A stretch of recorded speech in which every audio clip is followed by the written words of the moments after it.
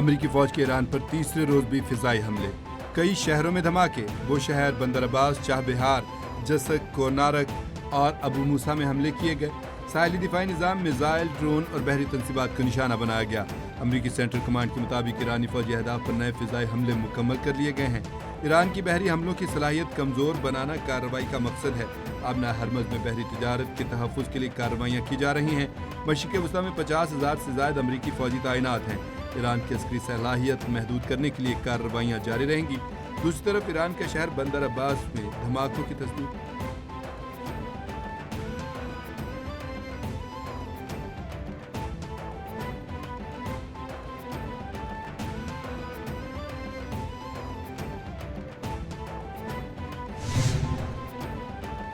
پاسداران انقلاب کا آبنائے ہرمز میں 2 ٹینکرز کو نشانہ بنانے کا دعویٰ۔ ٹینکرز نے وارننگ نظر انداز کی، نیویگیشن سسٹم بند کر کے آگے بڑھے۔ پاسداران انقلاب کے مطابق دونوں ٹینکرز نے بارودی سرنگوں والے راستے سے گزرنے کی کوشش کی۔ خلاف ورزی کرنے والے 2 ٹینکرز کو ناکارہ بنا دیا گیا۔ آبنائے ہرمز میں کشیدگی عالمی توانائی بحران کو جنم دے سکتی ہے۔ دوسری طرف متحدہ عرب امارات نے جنوبی آبنائے ہرمز میں 2 اماراتی ٹینکرز پر حملوں کی تصدیق کر دی۔ UAE حکام کہتے ہیں کہ ایران نے 2 اماراتی ٹینکرز کو کروز میزائلوں سے نشانہ بنایا۔ حملے سے عملے کا ایک بھارتی رکن ہلاک، 8 افراد زخمی ہوئے۔ جوابی کارروائی کا مکمل حق محفوظ رکھتے ہیں۔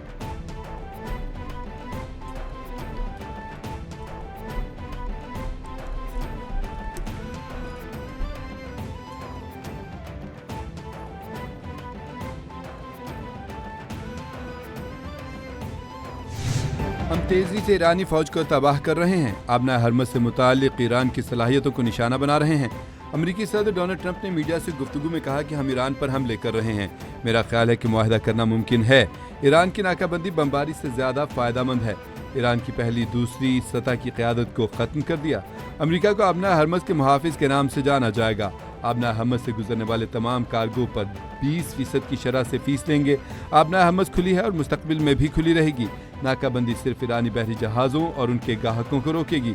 ایران کے علاوہ دیگر ممالک کو آبنائے ہرمز آزادانہ استعمال کرنے کی مکمل اجازت ہوگی۔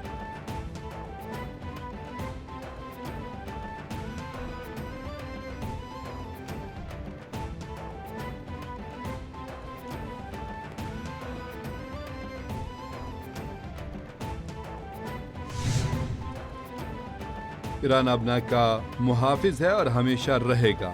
ایرانی وزیر خارجہ عباس عراقچی نے سوشل میڈیا پر پیغام میں کہا کہ ایران آبنائے ہرمز کا محافظ ہے اور ہمیشہ رہے گا۔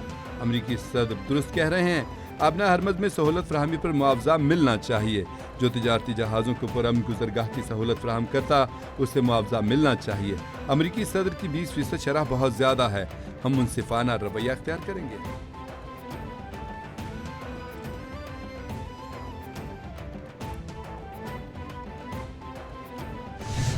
امریکہ اور ایران کے درمیان بڑھتی ہوئی کشیدگی کے اثرات۔ عالمی منڈی میں تیل کی قیمتوں میں تقریباً 9% اضافہ ریکارڈ کیا گیا۔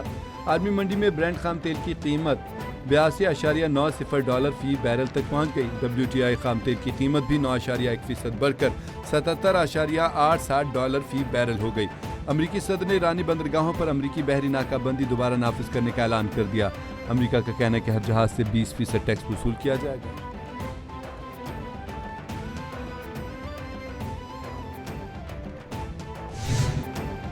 ہماری مرضی کے بغیر آبنائے ہرمز میں کسی بھی سرگرمی کا انتہائی سخت جواب جائے گا۔ ٹرمپ کے آبنائے ہرمز پر کنٹرول حاصل کرنے کے بیان کے بعد ایرانی فوج کا رد عمل سامنے آ گیا۔ ایرانی مسلح افواج نے جاری پیغام میں کہا ہے کہ امریکہ کو کسی صورت آبنائے ہرمز میں مداخلت کی اجازت نہیں دیں گے۔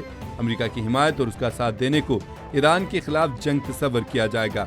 اگر کشیدگی میں اضافہ ہوا تو یہ خطے کے دیگر ممالک تک پھیل جائے گی۔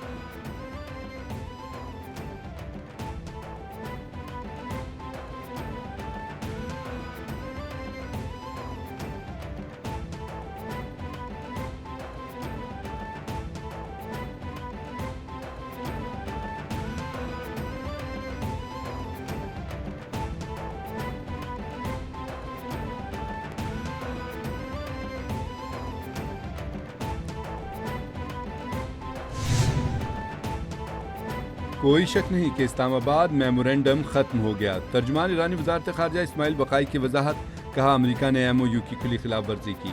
امریکہ مفاہمتی یادداشت کے تحت اپنی ذمہ داریاں پوری نہیں کر رہا۔ امریکی اڈوں پر کارروائیاں حق دفاع کے تحت کی گئیں۔ امریکہ نے آبنہ ہرمز میں ایران کے انتظامات میں کھلی مداخلت کی۔ ایران کو دفاع پر مورد الزام ٹھہرانا غیر ذمہ دارانہ ہے۔ امریکہ کو اڈے دینے والے ممالک جواب دیں۔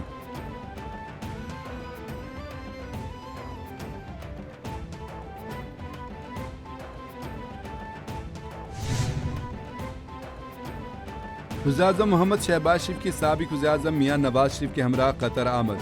وزیراعظم شہباز شریف کی اعلیٰ سطح کے وفد کے ہمراہ امیر قطر سے ملاقات۔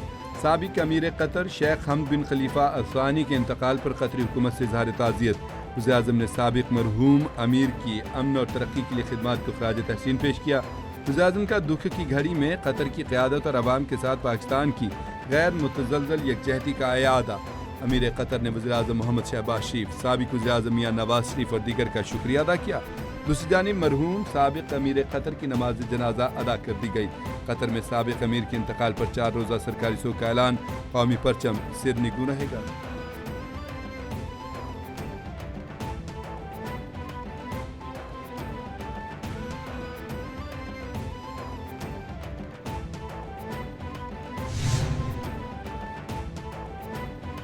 Chief of defence forces field marshal Syed Asim Munir 2 روزہ سرکاری دورے پر ترکیہ پہنچ گئے۔ سیکیورٹی ذرائع کے مطابق ترکیہ پہنچنے پر فیلڈ مارشل سید عاصم منیر کا گرمجوشی سے استقبال کیا گیا۔ فیلڈ مارشل سید عاصم منیر ترکیہ کے عسکری اور سیاسی قیادت سے اہم ملاقاتیں کریں گے۔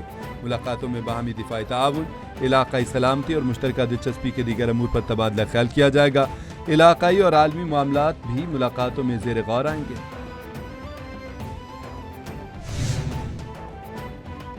ایران امریکہ تنازع ختم کرنے کی صلاحیت صرف پاکستان کے پاس ہے۔ صدر آذربائیجان الہام علیوف پاکستانی امن کوششوں کے معترف باکو میں عالمی میڈیا فورم سے خطاب کرتے ہوئے صدر آذربائیجان نے کہا کہ صرف پاکستان ہی ایران امریکہ تنازع حل کرنے کی صلاحیت رکھتا ہے۔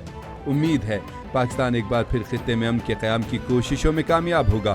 خطے کے امن کے لیے وزیراعظم محمد شہباز شریف اور فیلڈ مارشل سید عاصم منیر کے عزم کو سراہتے ہیں۔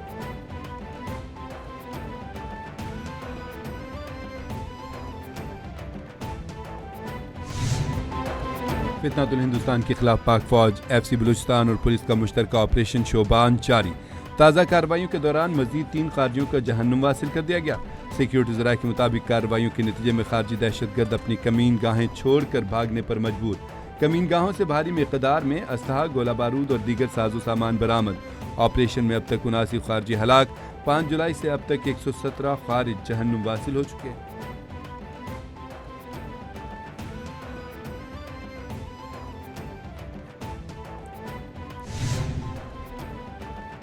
خواتین کو بااختیار بنانا فقط ایک طبقے کی نہیں بلکہ پوری قوم کی ترقی ہے۔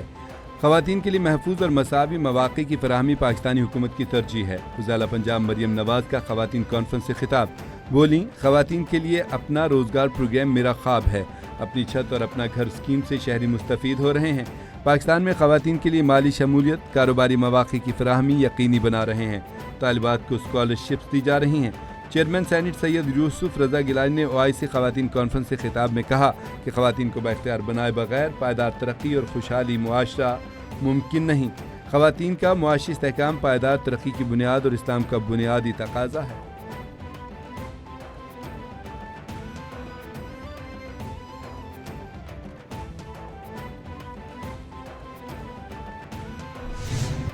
گلگت بلتستان کے مختلف علاقوں میں طغیانی اور سیلابی ریلوں نے تباہی مچا دی۔ متعدد مکانات، زرعی زمینیں اور رابطہ پل بہہ گئے۔ لیامر اور تھور میں موسلادھار بارش کے باعث 6 سے زائد مقامات پر سیلابی صورتحال۔ سیلابی ملبہ گھروں میں داخل ہو گیا۔ رابطہ سڑکیں بند ہونے سے ٹریفک کا نظام درہم برہم۔ مسافر اور مال بردار گاڑیاں اور سیاح پھنس گئے۔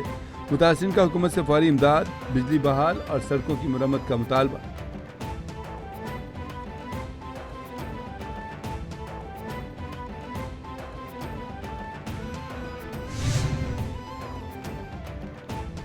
ضلع خیبر پختونخوا کی زیر صدارت بجلی کی غیر اعلانیہ لوڈ شیڈنگ، کم وولٹیج اور توانائی سے متعلق امور پر اہم اجلاس۔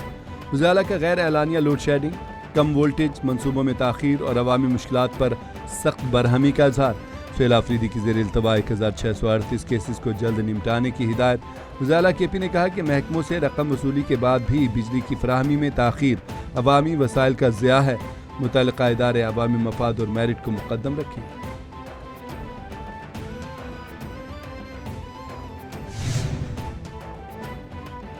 कराची के इलाके गडाब सिटी में डकैती की बड़ी वारदात। डकैती के दौरान घर से 150 तोले सोना, चांदी और 25 लाख रुपए लूट लिए गए। मुतासर फैमिली के मुताबिक मुसल्लह मुलज़मान असलहे के जोर पर घर में घुसे।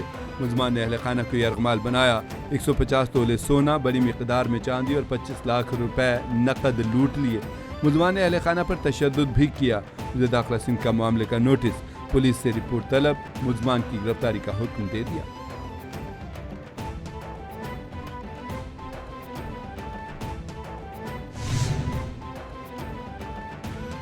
वज़ीर आला सिंध और वफाकी वज़ीर बराए कौमी विरसा और सकाफत डिवीजन का मज़ार क़ायद और नेशनल लाइब्रेरी के अमूर पर अहम इजलास। कौमी विरसे के इदारों के तहफ़्फ़ुज़ और इंतज़ामी ताउन को मज़ीद मजबूत बनाने पर इत्तफ़ाक़। मज़ार क़ायद के अतराफ़ तजावुज़ात, सफाई, सिक्योरिटी और देखभाल के अमूर का तफसीली जायज़ा लिया गया। मज़ार क़ायद के अतराफ़ गैर कानूनी कचरा और तामीराती मलबा फेंकने की रोकथाम का फ़ैसला कर लिया। मज़ार क़ायद पर सयाहों के लिए सहूलियात और रसाई बेहतर बनाई जाएगी।